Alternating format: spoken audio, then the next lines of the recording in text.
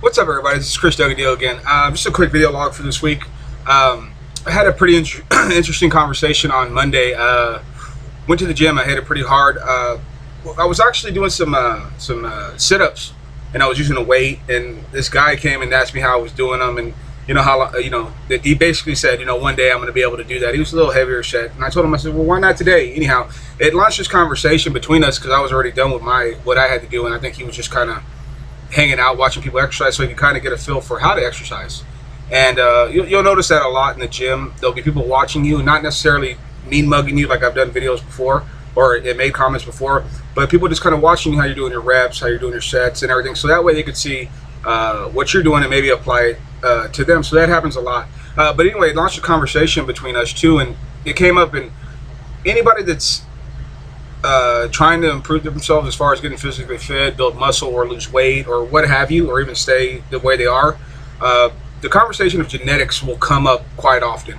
And I've had this conversation before, but I really never paid any mind to it until this guy was talking to me. Now, anytime I talk to somebody about physical fitness or anything, I try to be real empathetic to their needs. I try not to be real judgmental, but I always want to, if they ask me a question, I want to gear them in the right direction, or at least somewhere in the right direction, or lead them to the place where I got a lot of advice from. Hence the Hodge Twins, Strength Camp, just a whole bunch of stuff that I've researched, bodybuilding.com, a lot of places that I've gotten information for, Scooby's Fitness, just because I like researching that kind of information.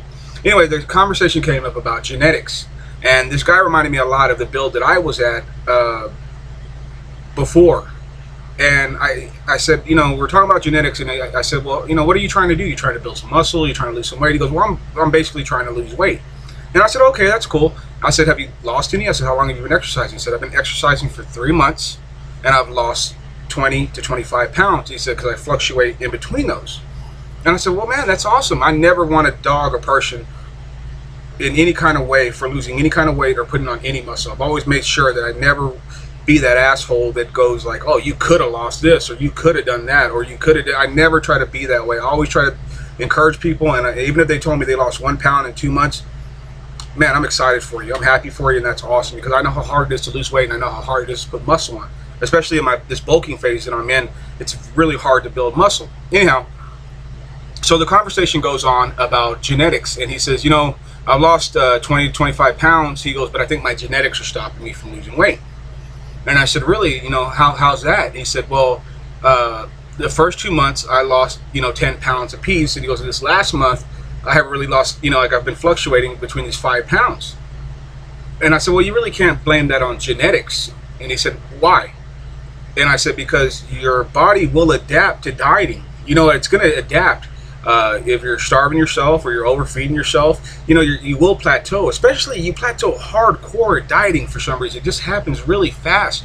Especially if you're on a real strict diet, I told him, I said, you might want to zigzag your calories or something like that, just to kind of keep your body guessing. I said, because once your body gets stable to a certain kind of diet and a certain kind of weight, which you almost most of the time end up doing, is hitting maintenance calories. A lot of people think that just because they're at a caloric deficit that they're automatically going to lose weight, but sometimes it's not true, because you're going to lose weight because your body's going to react to your, the lower calories, but maybe that's what your body needs to maintain a certain weight, So I recommended him to zigzag, but it got me on this thought about genetics, and it was crazy because after I had this conversation with him, I came home and I watched this movie, and it was called Gattaca, and I don't know if any of y'all ever seen it, but it was basically about children that were being like manufactured, with DNA, strands and everything, so that way you could create the perfect person. Not just a crazy ass movie, but it, create the perfect person. And anybody that didn't have this procedure done when they were kids, basically it said when they're going to die, how long they're going to live, illnesses that they're going to have, 75% chance of cancer,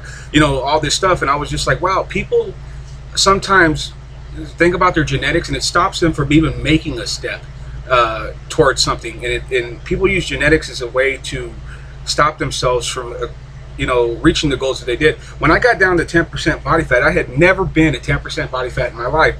Probably the last time I was at 10% body fat was when I was a child, even before, real young, because I had been heavy set pretty much all my life. And there was a time in high school when I was a little skinnier, but it was still kind of chunky, it was still a lot of fat on me.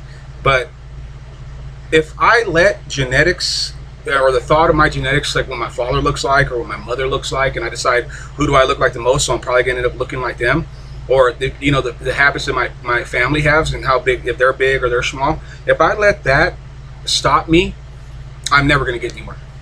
So to me, I tell my genetics, and if you were to say, if you look at my father's really skinny, and my mother's a little heavier set, and I look a lot like my mom.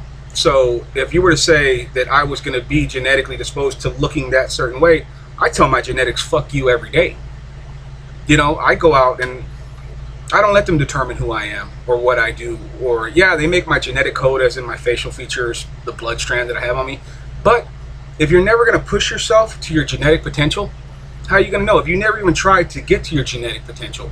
This guy was dieting for 3 months. There's no way you're going to meet those genetic potentials in 3 months, maybe 5-6 years, down the road if you really hit it. So I just wanted to share that with y'all guys. Don't let your body type or your parents or your family's history come into play, because chances are you've never taken it that far before. So don't let that happen. Stay excited. Keep pumping away, either building your muscle, losing weight, whatever you're doing, keep going at it, because like I said, I always try to encourage people, and I know you can do it. So that's it, guys. Stay healthy. Bye.